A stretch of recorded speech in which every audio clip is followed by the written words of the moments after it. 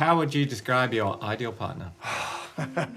Oh, I'm not sure how much, if we have that much time. A girl who's very talkative like me. Has a very nice giggle and smile. I got a weakness for brunettes. Someone who is able to have a back and forth conversation. I mean, there's like 8 billion people in the world. Somebody's gotta be the one for me. I just finished season 3 of Love on the Spectrum, and there is controversy, so let's talk about it. The internet is once again divided about the show. Is it good for autistic people? Is it bad for autistic people? But the way in which these people on the show are often sort of presented, you know, in the editing.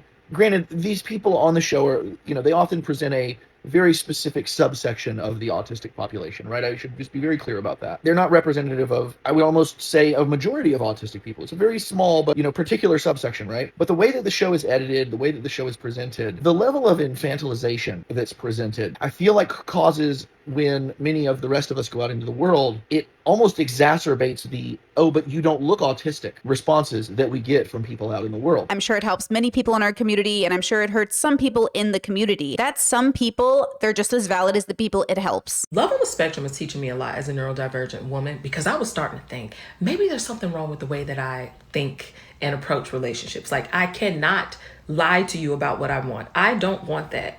I don't like that. I like this. I like that. Like, you will never have to guess what I want or what I don't like, what I like. And I think sometimes that's off-putting to neurotypicals, because some, like, they're used to playing games, and they're used to people playing games with them. You know, they're used to people lying, and my brain just does not process like that. Like, I don't understand the point of not telling you the truth, because you're going to find out eventually. You know what I'm saying? And Love on the Spectrum is teaching me there is nothing wrong with the way that I approach relationships. I went on TikTok, I went on forums, I tried to read up on what people were saying, and I think the internet is mostly divided between Danny and Adan. I love how you cartoonize me. Oh my gosh. It's been a year. Is it time to do the deed? Oh my gosh. Oh my gosh. Okay. Is it uncomfortable? A little. If you're uncomfortable, certain parts like me nibbling your ear, it's just, Yeah, I mean, I like to keep it to the mouth, please.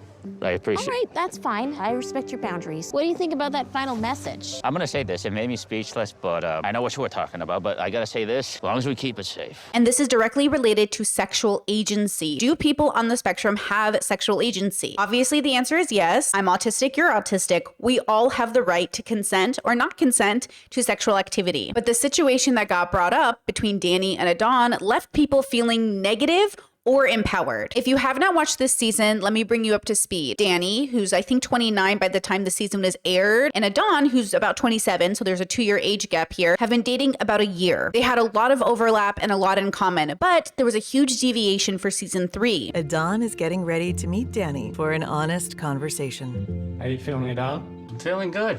At first, a little uneasy, but now I feel confident now. I feel at peace, telling her how I really feel. The deviation is religion, which, you know, whether you're autistic or allistic, you might have issues when it comes to religion, values, politics. I'm like kind of ignorant towards that stuff. Like, I didn't vote in the last election. Like, as long as I don't know, it's not gonna, you know, do much. So I don't like those answers. So this isn't that surprising, but for some reason, people were very divided about this. My theory is that religious communities watched Love on the Spectrum since it's very accessible to them and decided to use Adan as their mascot for no sex before marriage, but that's just a theory. Danny wanted to engage intimately with Adan, and Adan denied her. At first, he was open-minded. I know it's a delicate topic, but like I would definitely be open to it. But then he decided he didn't want to have sex before marriage. I feel there are some things I'm not ready for yet in this relationship, not yet. All right? Oh, yes.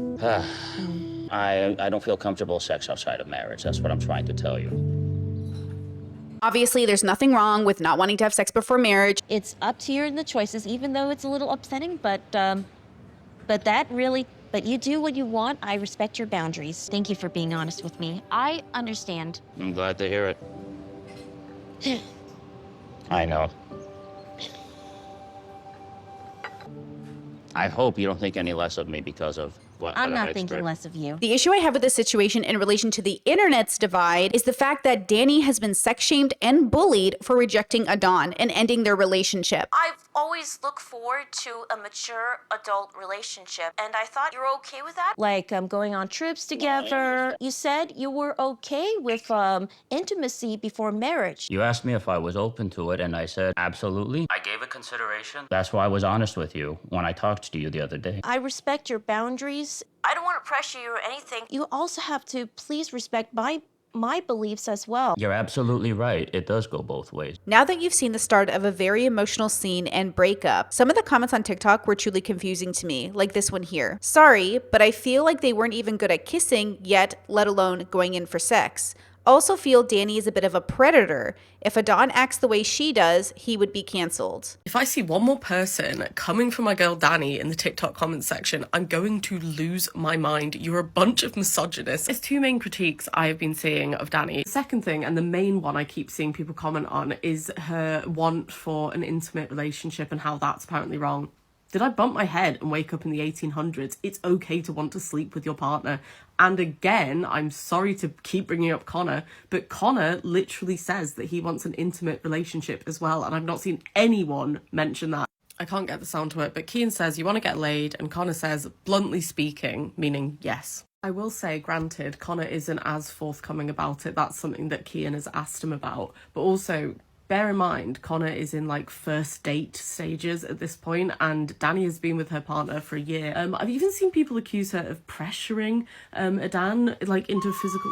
Sorry about that. I've even seen people accuse her of pressuring Adan into a physical relationship, which she didn't. It's just something she is looking. He drew that boundary, and then she was like, okay, I guess this isn't going to work out then. And they were both upset, but it is what it is. They're adults. Stop infantilizing this woman because she has autism. You hate it when women want to have sex. What you said about traveling, I do want to do it with you. Just as long as I wasn't pressured into sexual intimacy. I'm not comfortable with sex before marriage. I'm not going to deny it. I'm not going to lie to you. I just want you to make a decision. I do love you, and I respect your decision, but it really hurts.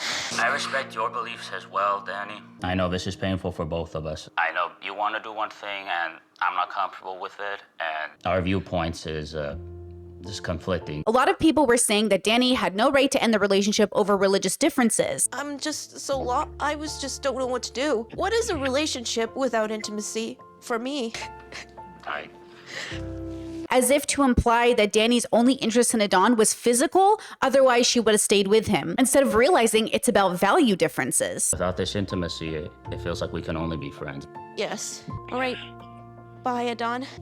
I don't know if I'll find another person like that. You always feel that way. Oh, I'm never going to find somebody like that. And you're not. You're never going to find somebody like that. You're going to find somebody completely different that fits you. You were trying so hard for him to be the right one, and he wasn't. Danny is an independent businesswoman. And if you guys don't understand how successful Danny is, according to Google, she is the head of her animation studio. She thought, well, everybody has their own company. So she thought, okay, well, I want my own company. She told me, like, okay, well, that's cute, 11 years old.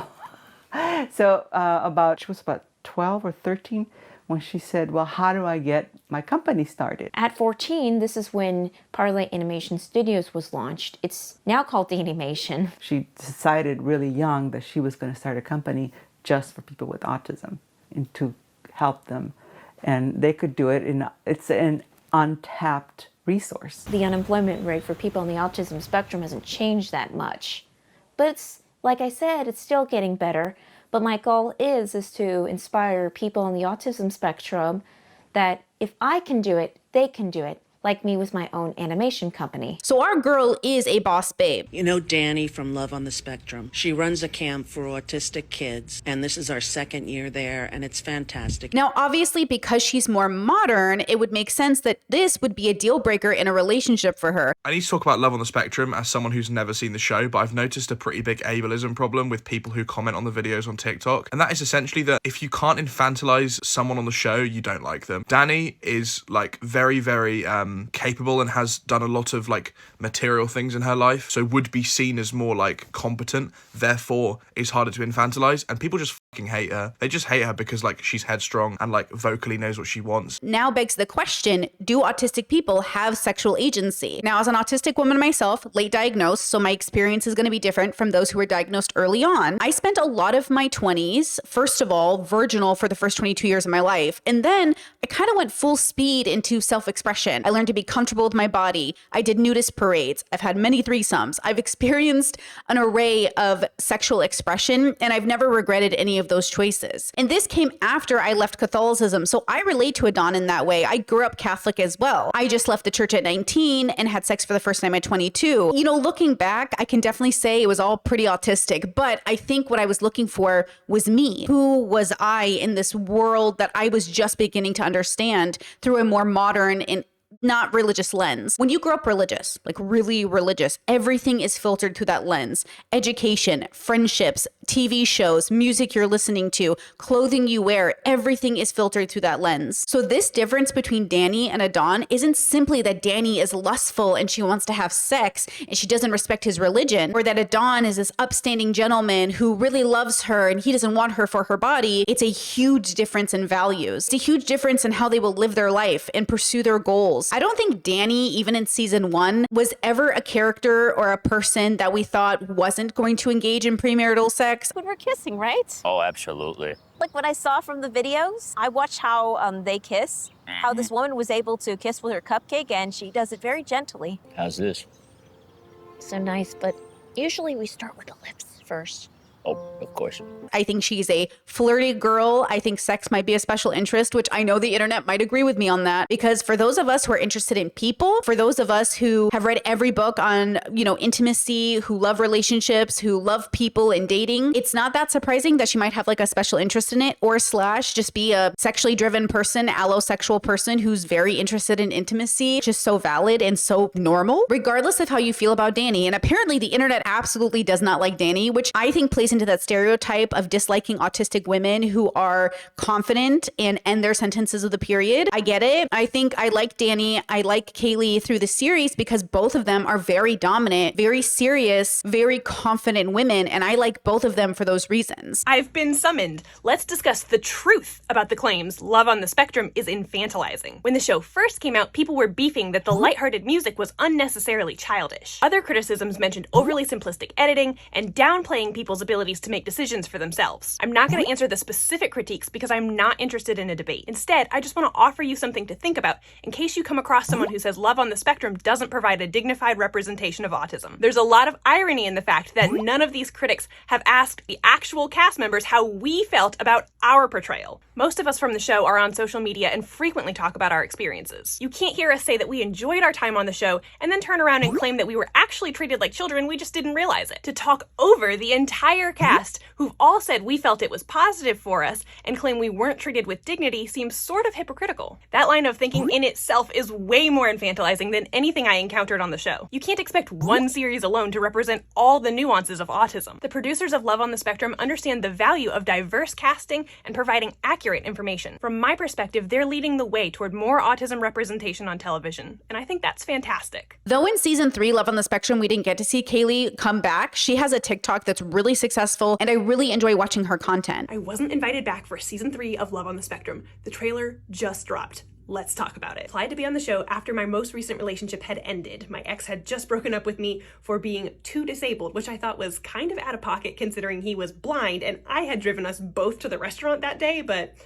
whatever. If you finished season 1, you know I didn't find love, but I did find some really awesome friends, internet fame, and I wrote a book. Producers said I didn't need to come back because my story had already been told, and while I hope the best parts of my story aren't over yet, the cool thing is now I have this great opportunity through social media to tell my own story myself. Ultimately, I think because I tend to do well under pressure and my behavior is so predictable, I don't really make great entertainment for reality TV. And that's okay, because I'm so grateful to have had that experience, and I'm genuinely excited to see my friends on season 3. And this brings us to representation on the show, which is another divided topic on the internet. Should they have had more low-needs autistics represented in this season of Love on the Spectrum? Now, the Australian version versus the US are very different. So the US Love on the Spectrum is curated, I think, for sort of middle America. It's very digestible. Regardless of your faith backgrounds or political backgrounds, you'll probably really enjoy the show. One of my interests is going to church. That's a big part of my life. It's where I've met all my friends. Yeah.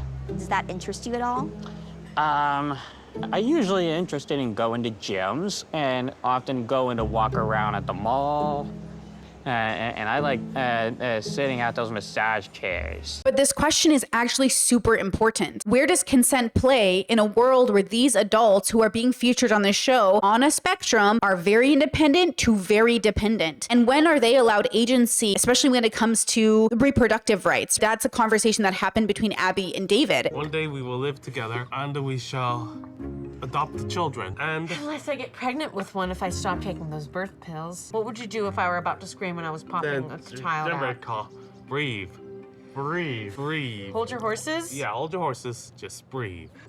No, not like that. Please, not the pain. Slow and steady with your breathing. I guess my mom's gonna be a grandma. Abby's on birth control this season, which is very responsible since most of us can't afford eggs, let alone children. But Abby is on birth control. But she and David also talked about maybe having babies together one day, which, you know, is a question that all of us have to have, regardless of being on the spectrum or not being on the spectrum. Can we afford children? Can we afford housing? And is it responsible to bring another, consciousness into the universe? This question about parenting, agency, sex, and intimacy is not just about autistic people. This is about all of us. Every human being on this planet should have a moral responsibility to make good decisions for the benefit of other people and themselves. In other words, we want to harm reduce. I don't know how much harm reduction is happening if we sell too big of a dream to people that won't actually attain it. There is a real conversation that we need to have about the lack of diversity in this show, which is understandable for lots of reasons. But the reality is, for allistic and autistic people, we are selling people a dream in this economy under this administration that's going to be very hard to attain for most people. So in some ways, this show is a little bit of escapism, but that doesn't mean that real people's lives aren't being impacted, and it doesn't mean that real people aren't accomplishing real goals. The cool thing about this season is we're seeing a lot of barriers being broken. Tanner is like a really good example of this, where Tanner has a full-time job, lives on his own, is successful, is living his best life, is meeting Jack Black. On the complete other end of it, people like Tanner, who is just like a guy, like a normal guy, they use sounds of his on TikTok and then like play it over their dog and be like, this is how my dog would speak if it could speak. Do you know how like ableist and horribly infantilizing that is? To take the words of an autistic man and be like, yeah, this is how my dog would speak. You're beautiful and pretty, and I like talking with you, and you have a good smile.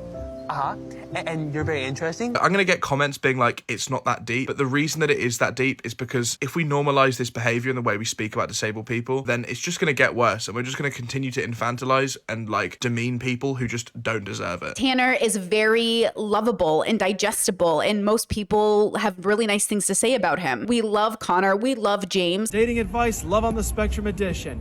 Here's a clever tip for you. When speed dating, try not to mark no in front of a date. My dating advice is to stop putting pictures of dead fish in your pictures because we don't care to see your dead fish. My dating advice would be carrying a working umbrella.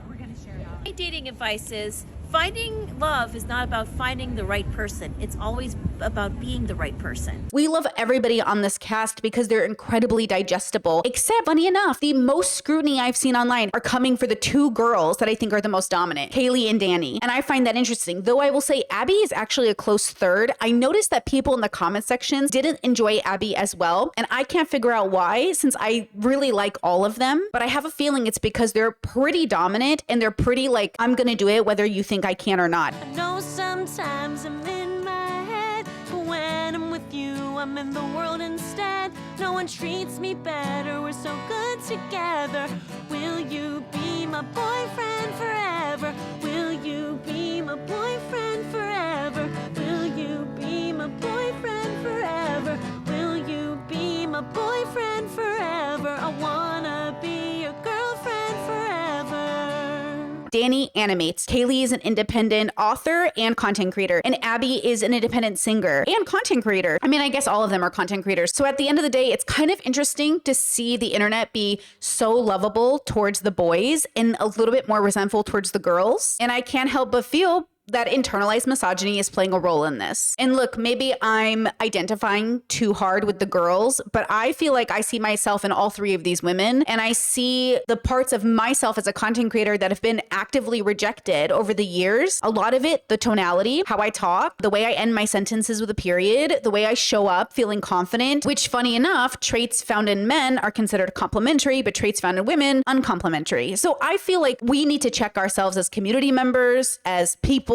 When we're watching Love on the Spectrum, we need to question how we're perceiving it and digesting it. I know infantilization is a conversation that gets brought up a lot, and it should be a conversation we're having, because a lot of the people, funny enough, conservatives, watch Love on the Spectrum and think everyone is just so innocent and adorable and pure. And I think they resented Danny's interest in flirting and in sex because it violated their sense of innocence that the show is pushing. Now, I think the show got better at representing that spectrum in this season. I'm stitching my own videos so far in the third season.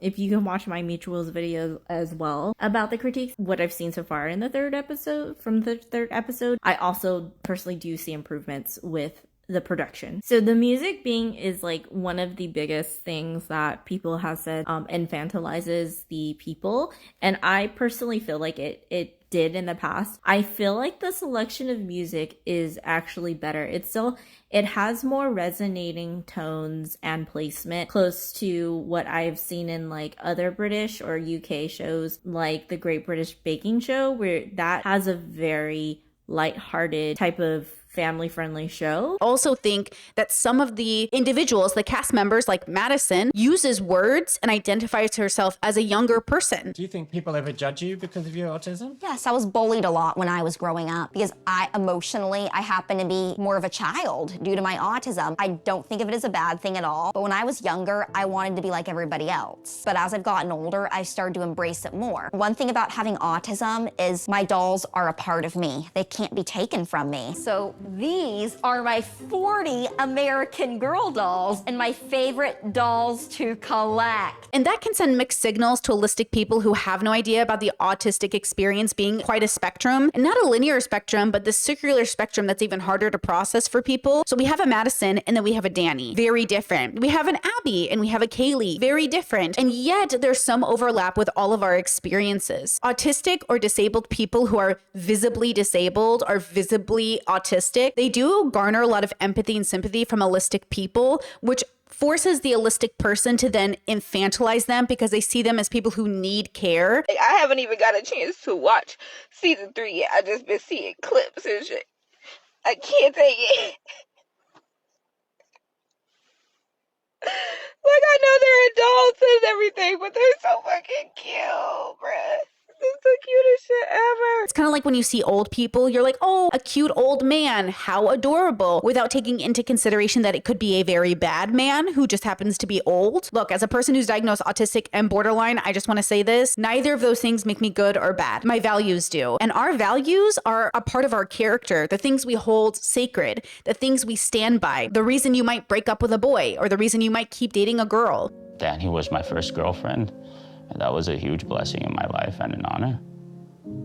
And I wish her nothing but the best. I think the hardest conversation for all of our communities to have is the nuanced perspective that regardless if you're autistic or allistic, you're going to have to ask yourself individually, how much agency do you have over your choices? Because even if you aren't autistic, you could have so many other reasons that people might be concerned over your ability to consent. I mean, allistic adults who drink too much alcohol are considered people who might not be able to consent to intimacy. I feel the issue for autistic people is the feeling of being targeted. Oh, because you're autistic, you don't have agency, you can't consent, versus thinking individual to individual. Does this autistic individual have enough agency to consent? Does this allistic individual have enough agency to consent? We want to make it a monolithic experience, which it just so isn't. Jennifer Cook, who's featured on the show, is an autism expert. She's a New York Times bestseller. She does one-on-one coaching. She has all of these credentials that make her this great autistic woman. And she has 3 kids, all of which are autistic. I don't think anyone is sitting here thinking, does Jennifer Cook have the ability to consent? Because when you see her on screen, screen, though you can tell she's a little unique, at the end of the day, she looks like a very typical person. How many dolls